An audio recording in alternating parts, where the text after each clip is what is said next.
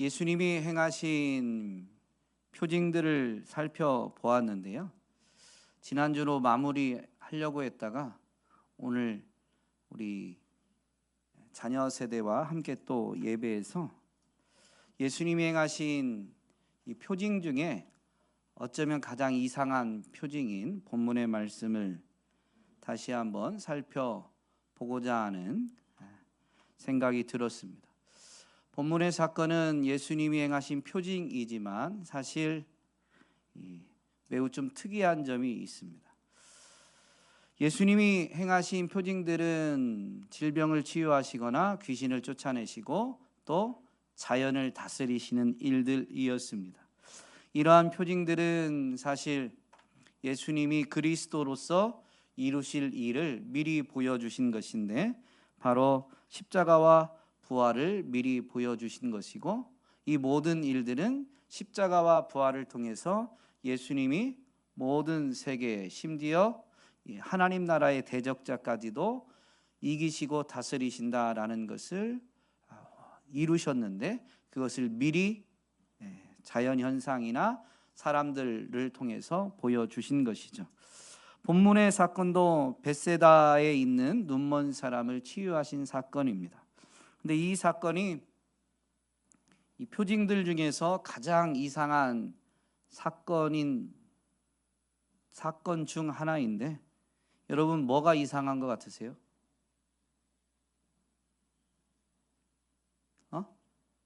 예언아 뭐라고? 마을로 들어가지 말라고 해서 그것도 좀 이상하긴 하죠. 이제 눈을 떴는데 집으로 돌아가야 되는데 집으로 마을로 들어가지 말라고 하니까.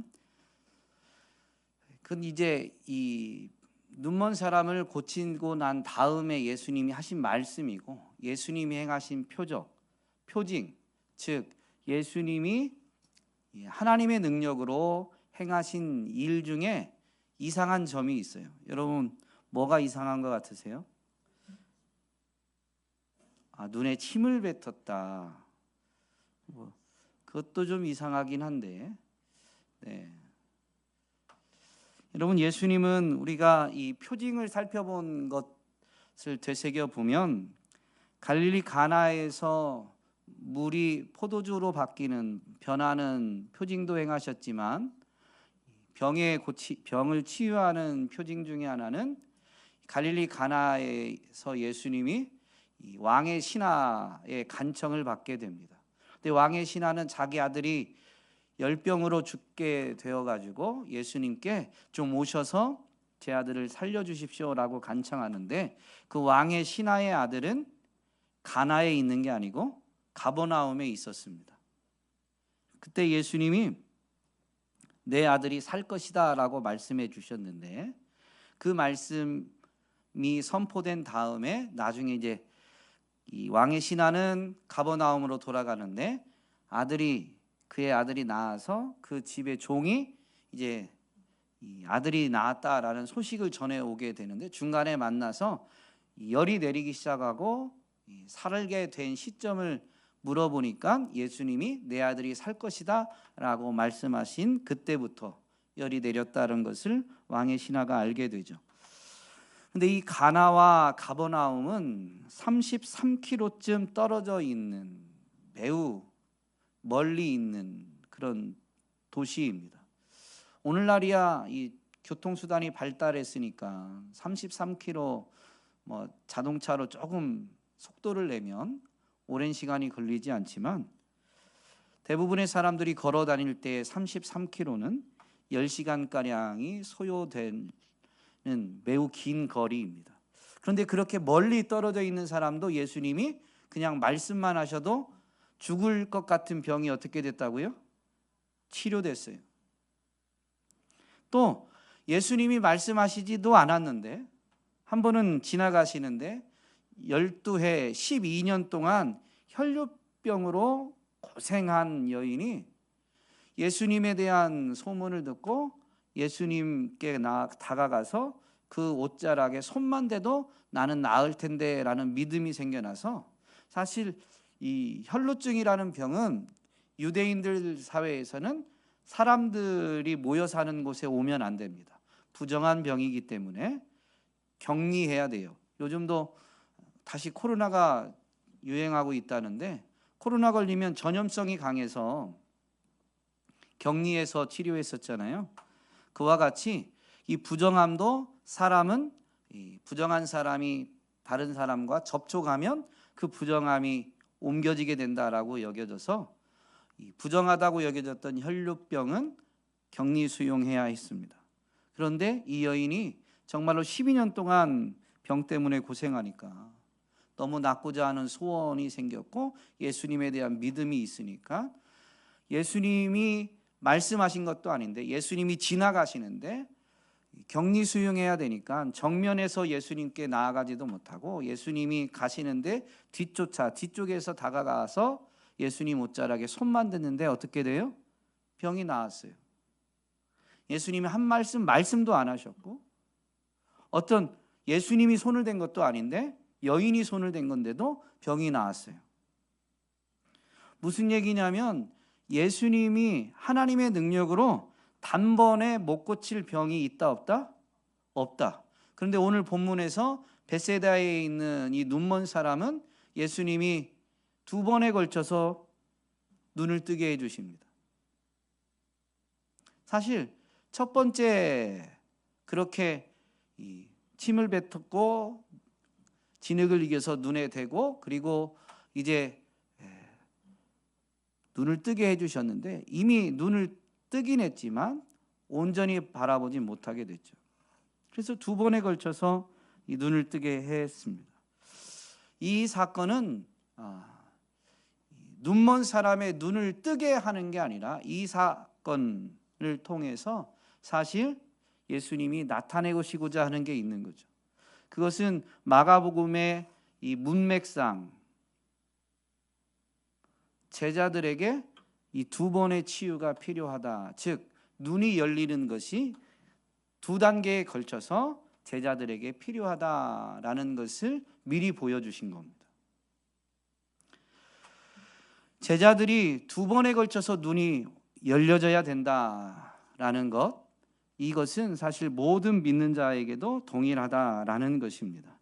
첫 번째 치유에서 분명히 눈이 열려서 보게 되는데, 예수님이 무엇이 보이느냐라고 물으시니까 사람들이 보입니다. 사람들이 보였어요. 그런데 그 사람들이 정확히 이목구비나 모든 것을 다 똑똑히 볼 수 있는 게 아니라 나무의 형상처럼 그냥 조금 희미하게 사람을 보게 된 거죠. 전혀 보지 못했던 사람이 이제 눈이 열려져서 사람을, 저기 사람이 있다라는 건 분간할 정도로 보게는 됐지만 온전히 보지는 못하게 된 것입니다. 이것은 제자들이 이 뒤에 보면 예수님이 빌립보 가이사랴에서 자신이 누구인지 제자들에게 질문하시죠. 먼저는 사람들이 예수님에 대해서 뭐라고 생각하는지, 그러면서 제자들은 예수님이 누구라고 생각하는지 질문하시게 됩니다. 그런데 그 제자들의 대표로 베드로가 주는 그리스도시요 살아계신 하나님의 아들이십니다. 마가복음에서는 이 세번역에서 29절에 보면 선생님은 그리스도이십니다 라고 분명히 고백하게 됩니다. 예수님이 그리스도이시고 하나님의 아들이시다라는 것을 이 제자들이 예수님과 함께 지내면서 예수님이 많은 표징들을 나타내시자 이제 알게 된 거예요.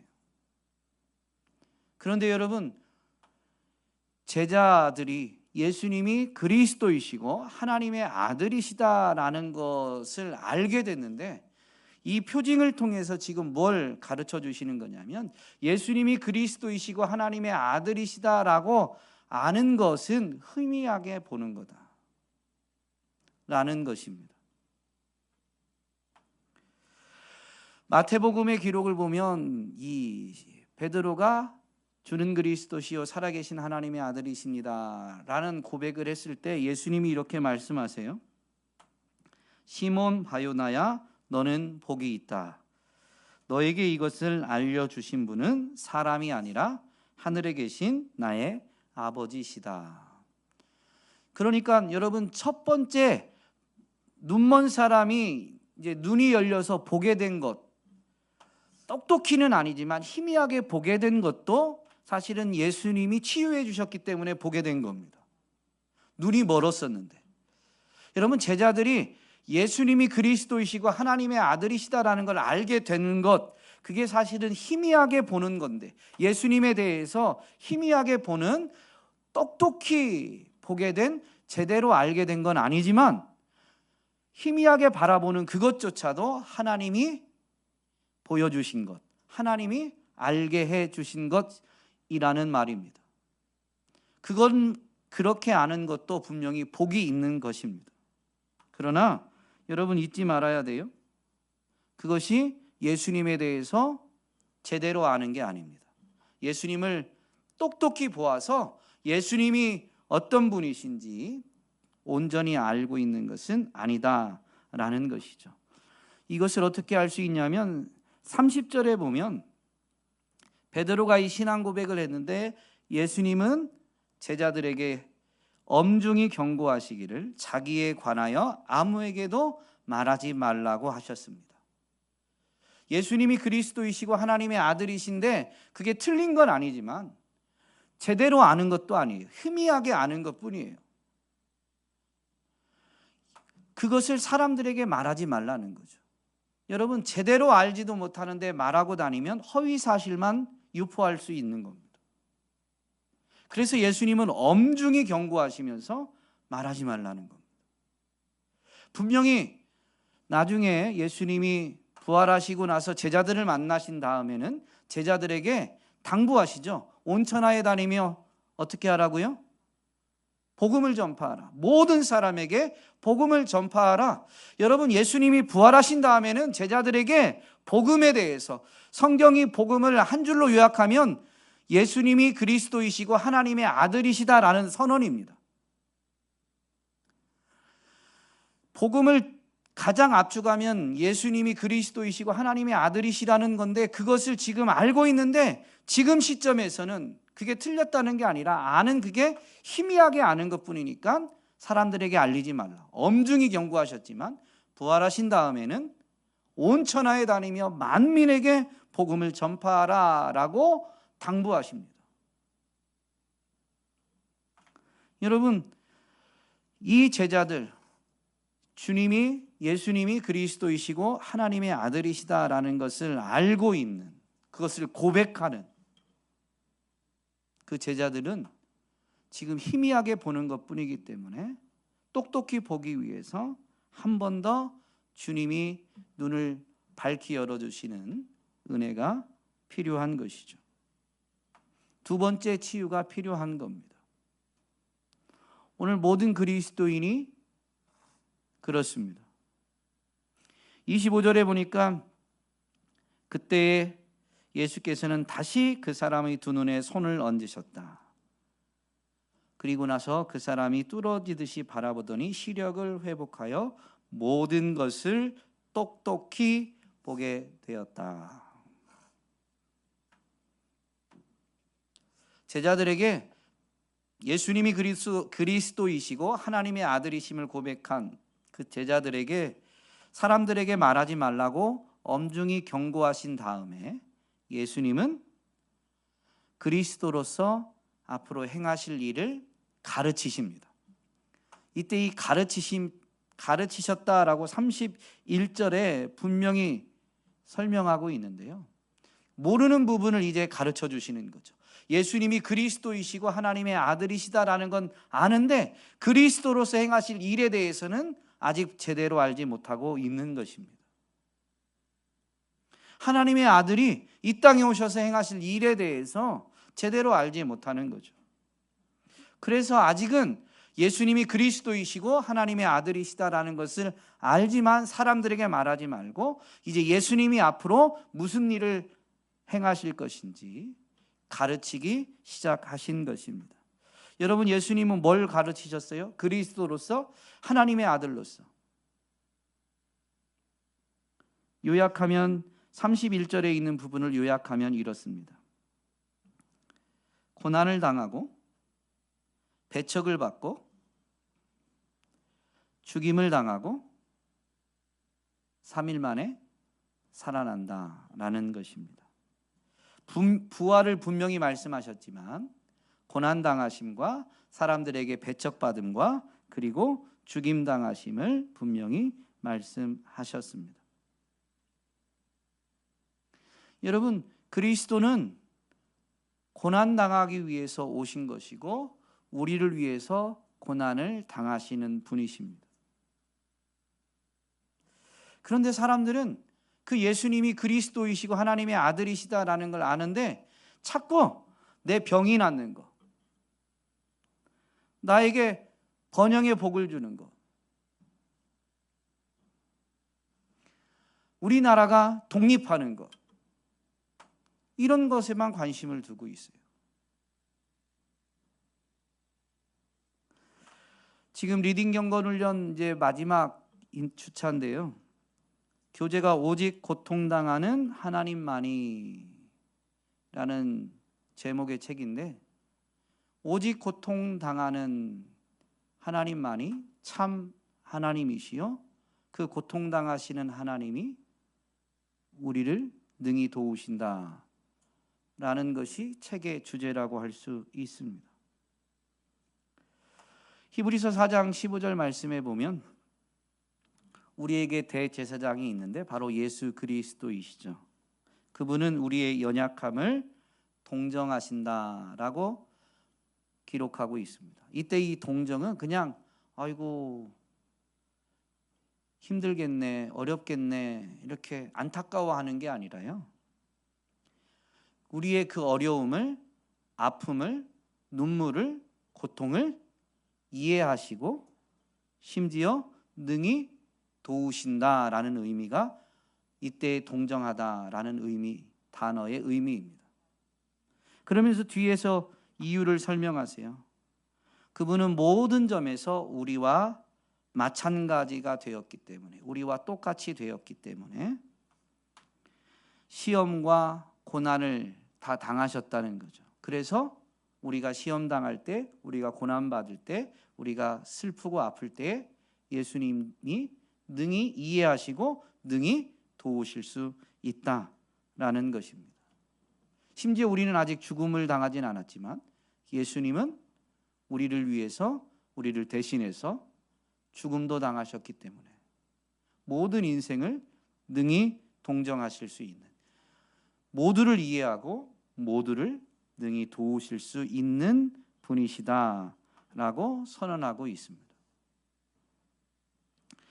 여러분, 예수님이 이렇게 그리스도로서, 하나님의 아들로서 고통당하시고 배척받고 죽음 당하실 건데, 죽임을 당하실 것인데, 이것을 가르치시자 베드로가 항의하게 됩니다. 그런 항의하는 베드로에게 예수님이 책망하시면서 분명히 말씀하시죠. 베드로가 왜 항의했는지도 분명히 나옵니다. 예수님이 꾸짖는 내용에 보면 33절 말씀에 보면 베드로가 왜 예수님께 항의했느냐, 너는 하나님의 일을 생각하지 않고 사람의 일만 생각하는구나. 오늘날 그리스도인들이, 오늘날 교회가 사람의 일만 생각하고 있다면, 아무리 교회가 주의 이름으로 모여서 주는 그리스도시요 살아계신 하나님의 아들이십니다 신앙 고백을 멋들어지게 해도 예수님에 대해서 똑똑히 보고 있지 못한 겁니다. 우리 어린이 친구들 참 착하고 이쁘게 지금 예배 드리고 있는데요, 예배 드리는 이 태도도 매우 중요하지만, 그리고 잘 배워서 예수님이 그리스도이시고 하나님의 아들이시다라는 것을 아는 것도 중요하지만 그게 제대로 알고 있는 게 아니에요. 우리에게는 두 번째 치유와 같은 예수님의 은혜가 꼭 필요합니다. 우리는 이 땅을 살기 때문에 사람의 일을 생각지 않을 수 있어요. 사람의 일을 생각하는 게 잘못됐다는 게 아니에요. 하나님의 일을 생각하지 않고 사람의 일만 생각하는 게 잘못된 거죠. 그래서 예수님은 제자들에게, 땅에 있는 제자들에게 분명히 당부하십니다. 너희는 먼저 하나님의 나라와 하나님의 의를 구하여라. 사람의 일을 생각하고 살 수 있죠. 아니, 사람의 일을 생각하지 않고 살 수는, 땅에서 살 수는 없습니다. 사람의 일을 생각하며 살아가게 되지만 그것보다 먼저 하나님의 나라와 하나님의 의를 구해야 된다. 그것을 생각해야 된다라는 말씀이죠. 그럴 때 우리는 예수님을 따를 수가 있는 거예요. 하나님의 일을 생각할 때. 하나님의 일이 뭐예요? 그리스도를, 하나님의 아들을 이 땅에 보내셨는데 그 하나님이신 그분이 사람의 몸을 입고 이 땅에 오셔서 우리의 구원자로서 그분이 고난을 당하신다라는 겁니다. 그래서 개인적으로는 나의 모든 고민, 나의 모든 아픔, 나의 모든, 뭐라고 해야 될까요? 내 마음의 이 복잡하고 오묘한 그 모든 것을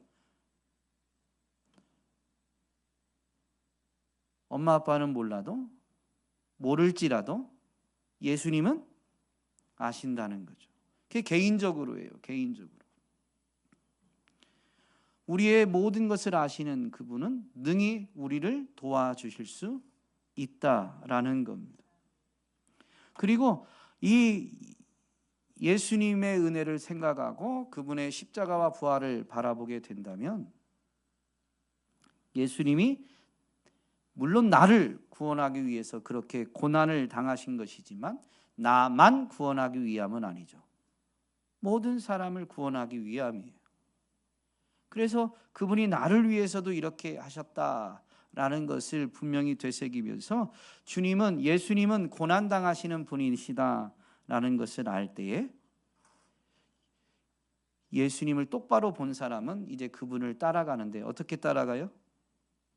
예수님이 고난당하고 배척받고 죽임당하고 3일 만에 부활하실 것을 말씀하신 다음에 제자들에게 누구든지 나를 따라오려거든 자기를 부인하고 내 생각, 내 욕심을 때로는 부인해야 돼요. 그리고 자기 십자가를 지고 십자가를 짊어지는 거죠. 우리는 예수님을 믿고 편안해지길 바랍니다. 평안이 아니라 편안. 고난 없이 쉽게 삶을 살고 싶어요. 그런데요, 그거는 예수님을 똑바로 알지 못해서 그래요. 여러분, 말씀 한마디면 바다를 잔잔하게 하실 수 있고 멀리 떨어진 사람도 고치실 수 있는 분이신데도 그분은 우리와 같이 되셔서 우리의 연약함을 대신 담당하셨어요. 그분은 그렇게 하지 않으셔도 되는데 우리와 같이 되셔서 우리를 이해하시고 우리를 능히 돕고자 하시는 거죠. 예수님을 바로 알면 예수님을 그 사랑과 은혜 때문에 예수님을 따라가고자 하는데 그분은 고난당하시는 분이다. 우리에게 고난이 없게 하는 분이 아니라 우리 가운데 오셔서 우리와 함께 때로는 우리를 대신해서 고난 당하시는 분이시다라는 것이죠. 그걸 알면 자기를 부인하고 내가 좀 편안하게 살고 싶었던, 좀 성공하고 싶었던, 성공하지 말라는 의미는 아닙니다.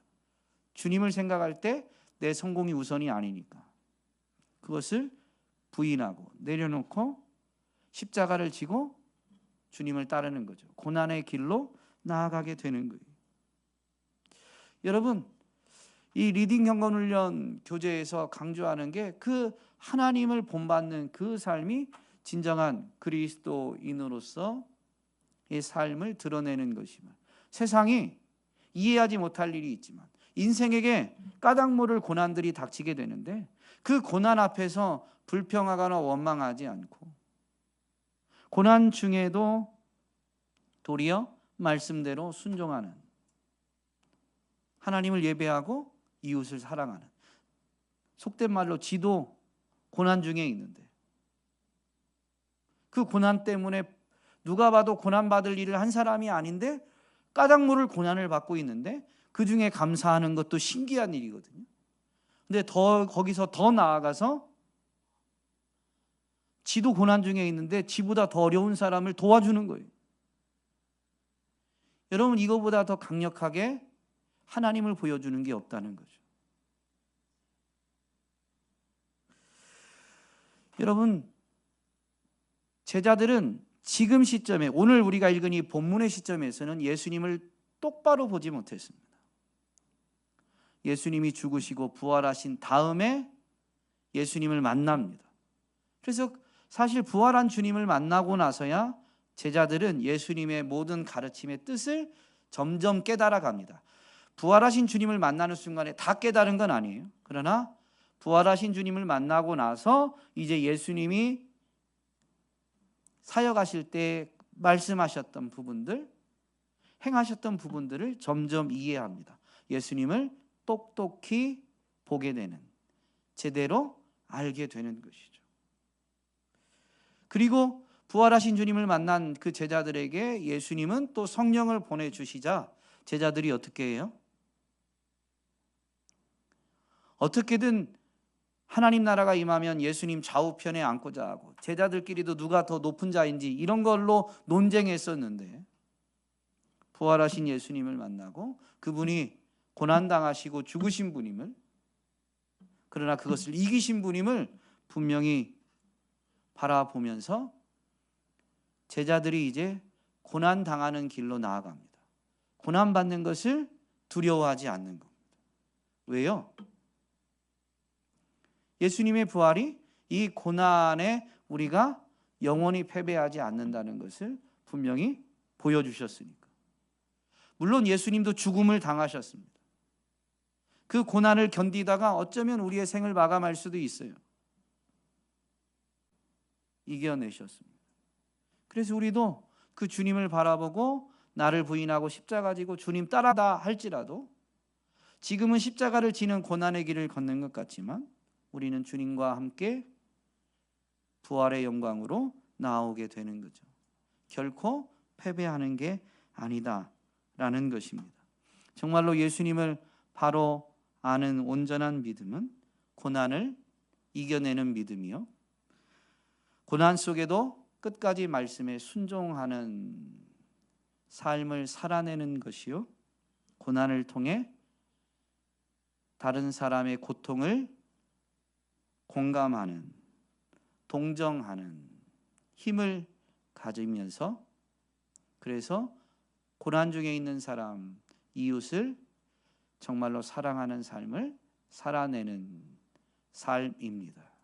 그것이 예수님을 온전히 알고 예수님을 따르는 온전한 믿음인 거죠. 오늘 저와 여러분이 계속 예배의 자리를 찾아야 되는 이유는 예수님이 그리스도이시고 하나님의 아들이시다라는 것을 고백은 하는데 그분이 고난 당하신 분이심을, 고난 중에서 우리를 도우시는 분이심을 우리는 자꾸 잊어버려요. 왜냐하면 세상이 그걸 원하지 않으니까. 세상 가운데 육신을 가지고 살아가면서 우리도 주님을 믿는다고는 하지만 주님을 온전히 따르기를 주저할 때가 많은 거죠. 그래서 우리는 이 두 번째 치유가 반복적으로 여전히 필요한 겁니다. 이 연약한 몸을 벗기 전까지는 주님의 은혜가 필요치 않은 순간이 없어요. 계속 예배의 자리, 기도의 자리에 나올 때마다 주님이 다시 손을 대주셔서 우리의 눈이 활짝 열려서 모든 것을 똑똑히 보게 되어지는, 그래서 고난의 길을 자청하지만 고난으로 끝이 아니다라는 것을 보이진 않지만 그것을 분명히 바라봄으로 인해서 고난을 이겨내는, 고난 속에서도 이웃사랑을 실천하는 삶을 살아낼 수 있기를 주님의 이름으로 부탁드립니다.